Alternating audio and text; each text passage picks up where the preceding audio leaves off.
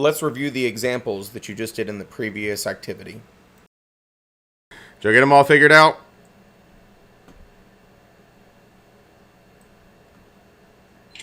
Perhaps we have a few questions on 2 of them, actually, I think. Oh, well, if you didn't have questions, you'd be teaching the class, so that's okay. Okay. And even then, I mean, I have questions sometimes too, so that wasn't it. But yeah, let's start with number 1. An agent knows that a zoning change is pending that would adversely affect the value of a listed property, but fails to disclose such information to a prospective buyer. What'd you come up with there? Willful omission. Better go to the willful omission. Yes. Yep. Knows of the zoning change, that makes it willful. Fails to disclose, that makes it an omission. I agree with you. How about number 2? An agent knows that a listed house has a severe problem with water intrusion in the crawl space during heavy rains. In response to a question from a prospective buyer who is being shown the house during dry weather, the agent states that there is no water drainage problem. Willful misrepresentation.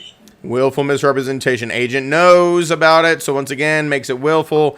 States there is no water drainage. That person is a liar, liar, pants on fire.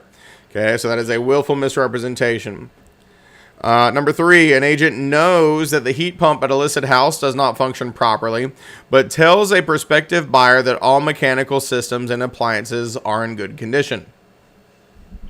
Willful misrepresentation. Once again, same thing. They know it doesn't function properly. That makes it willful, but tells them that it does. Liar, liar, pants on fire yet again. How about 4? An agent has previously sold several lots in a subdivision under development and all those lots passed a soil suitability test for an on-site septic system. The agent then sells lot 35 without checking as to whether this lot satisfies the soil test. However, the agent informs the buyer that lot 35 will, in fact, support an on-site septic system. When the new owner had the lot tested, it did not pass the soil test. That's negligent misrepresentation. There you go. They relied on unreliable information. They just went with the presumption since the other ones did, this was got to too, and then they stated it as a fact and it was not true. So it's not that they didn't know, they just didn't do their job right. So that was negligence, but they still stated it as truth, misrepresentation. How about 5? An agent knows that a listed house has a major defect. Crumbling foundation, no insulation, malfunctioning septic tank, leaking roof, termite infestation, or some other problem. Folks, I hope it's just one of these things, and this is giving examples and not all these things. Although I did list a house that was basically that entire list a couple years ago. It was a hot mess express, yeah. But fails to disclose such information to a prospective buyer. willful omission. Yep, agent knows about some defects, fails to disclose, knows, willful, doesn't say anything, omission. How about 6? A listing agent lists for sale a house located adjacent to a street that is about to be widened into a major thoroughfare. The thoroughfare project has been very controversial and highly publicized. The city recently finalized its decision to proceed with the project, and the plan for the street widening are recorded in the city planner's office. A buyer working with a selling agent makes an offer to buy the house. The listing agent does not disclose the street widening plans to the buyer or selling agent and claims later that he or she was not aware of the plans. Omission. Yeah. Yeah, arguably, I mean, sometimes these are a little bit subjective, and so, you got to play around with it. But arguably, should they have known? Yes. Is there a good chance that they did know? Yes. But if they did know and they, that would be a different thing. But all we can really go with is that they didn't know, but they should have known. So that's negligence. And so because they didn't know, they didn't disclose, omission. But you could argue, shoulda, woulda, coulda. Sometimes there's some subjectivity to these. How about 7? An agent knows that the approximate market value of a house is $225,000, but tells the property owner that the house is worth $250,000 in order to obtain the listing. Willful misrepresentation. Yeah, they know it's not worth that much, but they lied and said it was to try to get a listing. Don't do that. That is tacky, tacky, tacky. 8, a selling agent working with a buyer as a sub-agent of the seller learns that the buyer is willing to pay more than the price in the buyer's offer, but fails to disclose this information to the seller or listing agent when presenting the offer. Now, folks, let me clarify something before you really give me the answer. When we say a selling agent is one of these terms that means assisting a buyer, but doesn't tell you where your loyalties are. So it says a selling agent working with a buyer as a sub-agent of the seller. So they're assisting this buyer, but if they're a sub-agent of the seller, who do they work for? The seller. Their loyalties are to the seller. They're by proxy a seller's agent. So now let's ask the question. They learn that this buyer customer is willing to pay more than the price in the buyer's offer. And then they fail to disclose that information to the seller or listing agent. So now what do we have? Omission. What kind? Willful. 'Cause Willful. she Knew about these details, didn't share them, even though there was a legal obligation to. That would absolutely be a willful omission, because remember what we said. You have to disclose customer confidential information to clients. They failed to do that here. Okay. There you go. How about the supplemental parts to this question? What if the selling agent had instead been a buyer's agent instead of a seller sub-agent?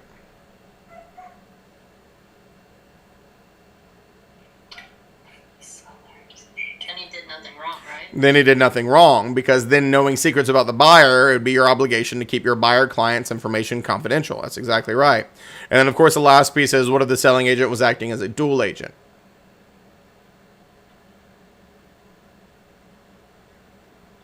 Now, under dual agent, because we were kind of discussing this, under dual agent, usually it means that they're neutral. They don't really advise, correct? Correct. Okay. So if that's the case, then yet again, you wouldn't share anything with anybody, right? So yet again, no issue under dual agency. Nothing wrong. There you go. Nothing wrong. So we just wrapped up number 8. Now, I got a question in the chat, and so I'll just briefly touch on it, because we're going to talk about it in great detail in this class. And so the question was just making sure I clarify like the dual agency aspect. And so here's the really short kind of synopsis. Dual agency is such a misunderstood thing, because there's the textbook version of what dual agency is, and then there's what firms do. And there's a lot of things that there is a huge difference between textbook and reality. And so the definition of dual agency is the firm represents the buyer and the seller in the same transaction. And a lot of people have this misconception that when I say dual agency, it's the individual licensee representing the buyer and the seller in the same transaction. It's not. That is a type of it. And so think about it, folks. If your obligations as a buyer's agent are to the buyer, and your obligations as a seller's agent are to the seller, and you promise to represent both, you're worthless. Because how can you possibly represent? It'd be like rooting for both teams in the Super Bowl. If you root for one, you're going against the other. So you really can't do anything. If you really are looking after the best interest of both, the only thing you can do is nothing. And that's what it comes down to. Now, we're going to talk about dual agency to the umpteenth degree, because then, of course, there's designated, which is a certain type of dual. But it's really kind of worthless. When we say dual agency and we don't put designated in there anywhere, it's the most worthless hunk of garbage that exists in the entire real estate world. And we're going to explain that in great detail in this class. But then we'll make it right with designated. So this next one, I'm going to kind of derail and show you something. Seller has a 30,000 square foot commercial property for sale, which cannot be expanded under local zoning laws. The buyer is looking for property in the 25,000 to 30,000 square foot range, but has told his buyer's agent that he needs a property where he can expand to 50,000 square feet or more in the future. The seller does not think to advise the buyer's agent that the property cannot be expanded, and the buyer's agent makes no inquiry about it, although he is aware of the buyer's special needs. And the buyer purchases the property and later finds out that there is no room for expansion. What did you come up with here? And then I'm going to kind of go off on a tangent. We did, Omission? yeah. Omission? Depends on which agent, I feel like.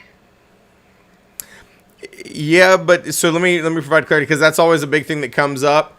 But when we're looking at this, the seller is the other person, and then the buyer's agent. So the seller has no legal obligations to disclose anything because they're not an agent. Yeah, so it's just the buyer's agent. And so here's where I'll show you, folks. These all are actual interpretations from the North Carolina Real Estate Commission. Let me show you something. If you go to the Real Estate Commission's website, which is ncrec.gov, and I've already shared this with you, but I'd like to show you where to find it, because when it updates, this is where you can get the most up-to-date version of it. So you go to Publications, and then click on the first one, the Publications again. And under Commission Information, you will find the License Law and Commission Rulebook. Now, I'm going to give you a brief kind of introduction to some of the things, as I said, in this tangent. First and foremost, I talked about the prohibited acts. Well, those are outlined right here under 93A-6, basically saying a list of things that you would be subject to disciplinary action by the Commission. If you go to 93A-6, number 1 is the one that we're really looking at right now, because it's the one that deals with material facts. So that is this one right here. So 93A-6A1, making any willful or negligent misrepresentation or any willful or negligent omission of material fact. And so this is just one of the things that we could be subject to disciplinary action for. And as I stated earlier, this is the only law in regard to material facts. So everything that we're talking about, everything that we're teaching is in the comments section. It's where the Real Estate Commission has given us further interpretations of that one law. So if you go down to page, I believe it's like 102, there you go, the comments section. And then you go down and you find that specific law right here. In reference to 93A-6A1, this is where it talks about material facts for the purposes of applying this statute. Whether a fact is material depends on the facts and circumstances of a particular transaction and the application of statutory and/or case law. The Commission has historically interpreted material facts under the real estate license law to include at least, and here's the 4 categories that we went over. Now, furthermore, they go into examples of the different things. So willful misrepresentation, then some examples, willful omission. And so these are actually pulled from this book that you've been working on. So let me show you the one that we were just dealing with. Right here, the Real Estate Commission has categorized it as a negligent omission. And the negligence piece is the buyer's agent doesn't do their job appropriately. They don't know that it can't be expanded to 50,000 square feet, but they never bothered to ask. So that made them negligent in their job. And so they never found out, and therefore they never told. So that is why the Commission is grouped it as a negligent omission. And as we said, sometimes there's a level of subjectivity to these things, but that's how they interpret this one. Now, I will say I'm not going to throw anything on your test that is going to be overly subjective in any way, shape, or form that would throw you off. So rest assured there. Anything that you get would be very straightforward, but it's just always an interesting discussion to have. So 2 more and we wrap this thing up. An owner tells a listing agent with ABC Realty that his house has 1,850 heated square feet. Without verifying the square footage, the agent records 1,850 square feet on the listing form and in the listing information published in the local MLS. The house is subsequently sold by a sales agent with XYZ Realty, who tells the buyer that according to the MLS data, the house has 1,850 square feet. The buyer later discovers the house has actually only 1,750 square feet. What'd you come up with here? Okay, on this one, I didn't really fill it in because I wasn't sure. Because doesn't the 5% for the listing agent incorrect come into play and 10% for the buyer's agent? So I heard y'all talking about this in the room, and so I will clarify something.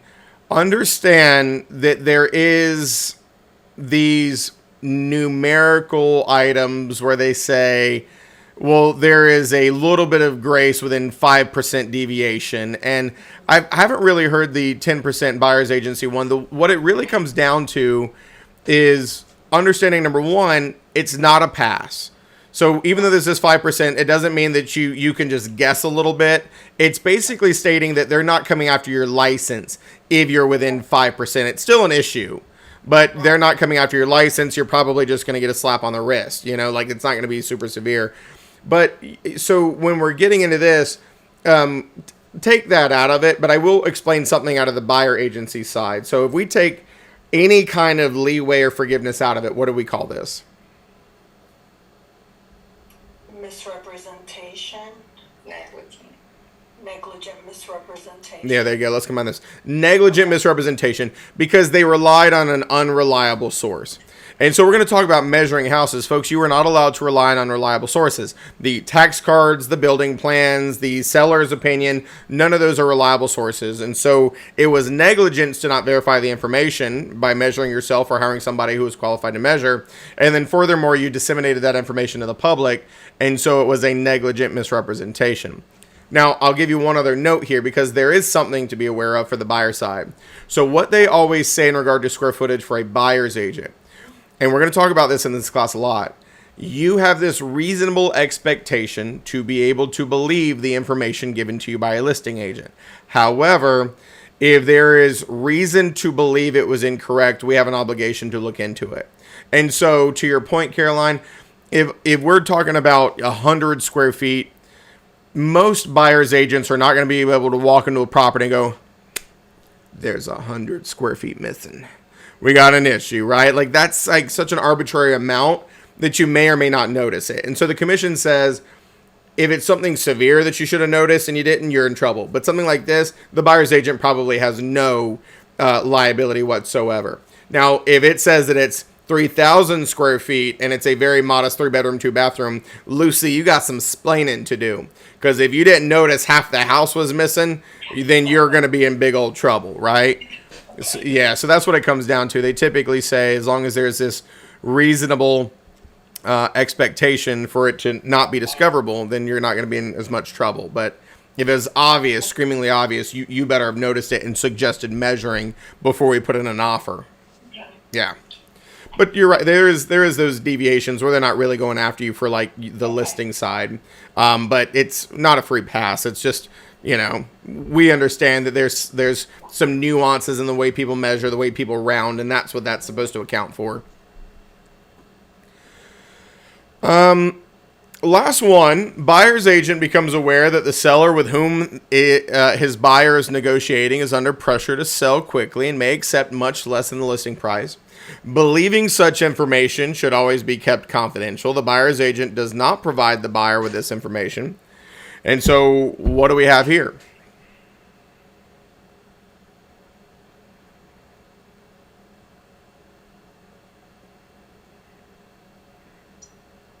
Is it willful omission? So this is another one of those where you could argue it a couple different ways. And so once again, they know it and they didn't share it. I would say point blank period, willful omission is absolutely right. The one part that you could argue is where it says believing such information should always be kept confidential. Well, you could argue that's negligence because they obviously don't know how to do their job, because just in today, in 301 alone, you already know your obligation. You must disclose customer confidential information to clients. So you could argue negligence in the respect that they didn't know how to do their job because they probably didn't pay attention in post licensing, or they didn't take it with me, right? Otherwise, you know. But yeah, I think willful omission. They knew and they didn't disclose when they had a legal obligation too. I agree. How are we feeling? Warm and fuzzy inside? Good deal.